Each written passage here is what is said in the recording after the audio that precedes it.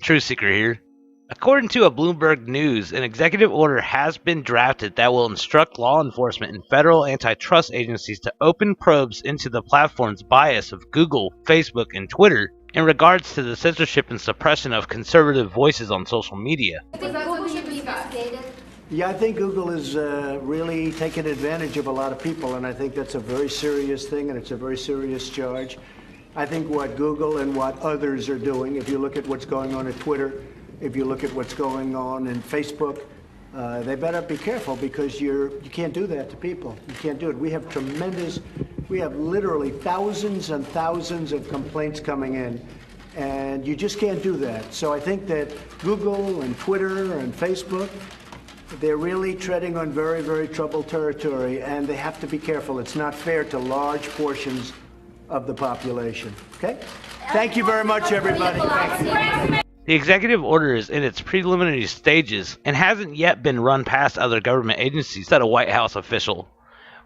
Bloomberg News, which has seen a copy of the draft executive order, reports the document instructs U.S. antitrust authorities to thoroughly investigate whether any online platform has acted in violation of the antitrust laws.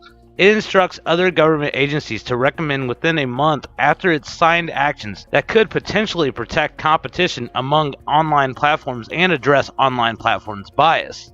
If signed, the order would represent a significant escalation of Trump's aversion to Google, Facebook, Twitter, and other social media companies whom he's publicly accused of silencing conservative voices and news sources online. The press offices of Google, Facebook, and Twitter didn't respond Saturday to emails and telephone calls requesting comment outside of normal office hours.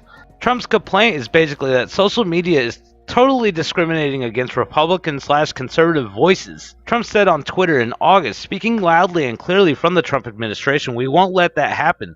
They are closing down the opinions of many people on the right while at the same time doing nothing to others." The draft order directs that any actions federal agencies take should be consistent with other laws, an apparent nod to concerns that it could threaten the traditional independence of U.S. law enforcement or conflict with the First Amendment, which protects political views from government regulation. Because of their critical role in American society, it is essential that American citizens are protected from anti-competitive acts by dominant online platforms, the order says. It adds that consumer harm, a key measure in antitrust investigations, could come through the exercise of bias. The order's preliminary status is reflected in the text of the draft, which includes a note in red that the first section could be expanded if necessary to provide more detail on the role of platforms and the importance of competition. The possibility of an executive order emerged as Attorney General Jeff Sessions prepares for a September 25th briefing by state attorney generals who are already investigating the tech firm practices. The meeting for the federal case, which will include a representative of Justice Department Antitrust Division, is intended to help Sessions decide if there's a federal case to be made against the companies. Two people familiar with the matter have said, at least one of the attorney generals participating in the meeting has indicated he seeks to break up the companies. Growing movements on the right and the left argue that companies including Google and Facebook engage in anti-competitive behavior. The companies reject the accusations, arguing they face robust competition and that many of their products are free. Bias has not typically figured in antitrust examinations. In July, for instance, Twitter's algorithms limited the visibility of some Republicans in profile searches. Jack Dorsey, the company's chief executive officer, testified before Congress in September that the limits also affected some Democrats as the site tried to enforce policies against threats, hate, harassment, or other forms of abuse speech. The moves were reversed eventually. A Pew Research Center survey earlier this year found that 72% of Americans and 85% of Republicans think it's likely that social media companies intentionally censor political viewpoints that those companies find objectionable. Well, the Bill of Rights is a stumbling block on the way to shutting down speech that the left doesn't like, at least in government. But there's a new avenue for those who would like to censor what you say and think, and that's corporations. The left have wised up to this. If you want to stop someone from telling the truth, use companies to do it, the social media giants, and they are. So far, the most prominent casualty of the crusade against free expression has been the radio show host Alex Jones. But are we smart to think censorship will stop with him? Mark Penn is a former advisor to Bill Clinton. He is a liberal who still believes in the free exchange of ideas, and he joins us tonight. So thank you, Mark, for coming on. So I'm fascinated by the Alex Jones story because it was Alex Jones. Almost no conservatives rose to his defense because the idea was, well, Alex Jones, ew, yuck. But it's not really about Alex Jones, is it? It's about the idea that companies can make it impossible for your voice to be heard. Is that a precedent we should be comfortable with? Well, I really think you have to be worried about big tech becoming Big Brother. Yes. Because these used to be neutral platforms that said, we're open to free expression, that's our core value.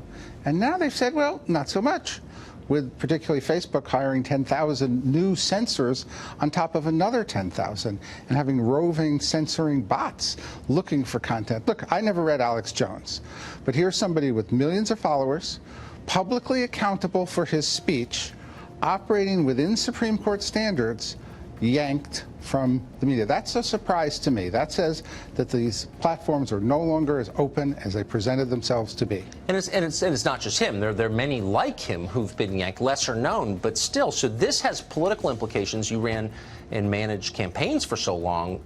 This must have occurred. A lot of our political debate takes place on social media platforms. So if they clamp down on one side of the debate, why wouldn't that influence an election's outcome? Well, obviously it could have a big influence on elections, increasingly because where people turn for their news is that they look at the news feeds that are run by the major social media companies. And so they're more powerful than any TV station, more powerful than Fox. Yes, they are. Because of the amount of time that people spend, and it's a funnel. So if you're not at the top, you don't get seen. And so in the past, they had some neutral ways of doing this, but now they've increasingly applied still more mysterious algorithms plus individual censors.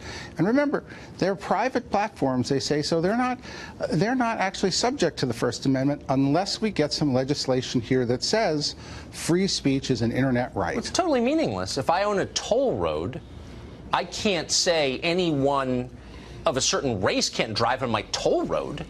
And so they're not actually fully private companies. We have a public interest, I would say, in keeping them free and open. Why aren't, if you cared about the integrity of our elections, why isn't Congress acting? I don't know why Congress isn't acting. Part of it is because to stand up to a social media company means you could have 5 million people on your doorstep the next day. So I think there's been a lot of intimidation in Congress instead of bipartisan agreement that, hey, we cannot have this kind of regulation of speech where whoever runs one of the big platforms can pick out speech, which speech goes and which speech doesn't. Not when they've been exempted from the libel laws, when they've been set up as open platforms, and they now become media companies instead. And that's exactly what's happened. They become media companies that take ads on the media that they run, and they have editors and algorithms and bots that run it. I really believe that 10 years from now, this segment, what you just said, will be seen as prescient. I mean, I think it's a big story that's being ignored by virtually everyone for reasons I don't fully understand. Maybe you're right, it's cowardice, but it shouldn't be. Mark Penn, thank you for that. Thank you.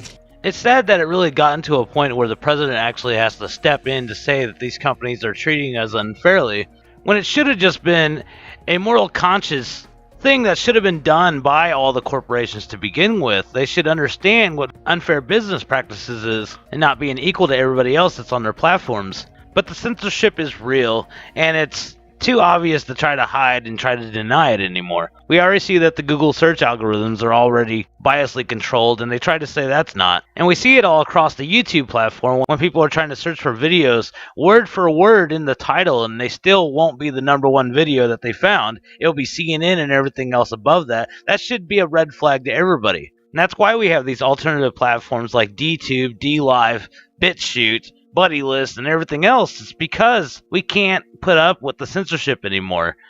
And all this is doing is just creating another power of government to actually add their entity to now. All because they wanted to be lame and censor everybody. Isn't that sad? Totally destroying really good things. These platforms could have actually really been something good. Instead, the liberal bias had to interfere with it all. What do you guys think about all this? Definitely leave your thoughts in the comments below. Thanks for watching. If you'd like to be able to support my channel, since we've been demonetized since June because of all this crap, links are in the description below. Every dollar is appreciated, and I have some really cool projects I want to launch in the next couple of months. And the only thing that's holding me back on these projects is the funding right now. YouTube used to pay for all this kind of stuff. So thank you everybody that's already donating, and I'll see you guys in the next video. Peace!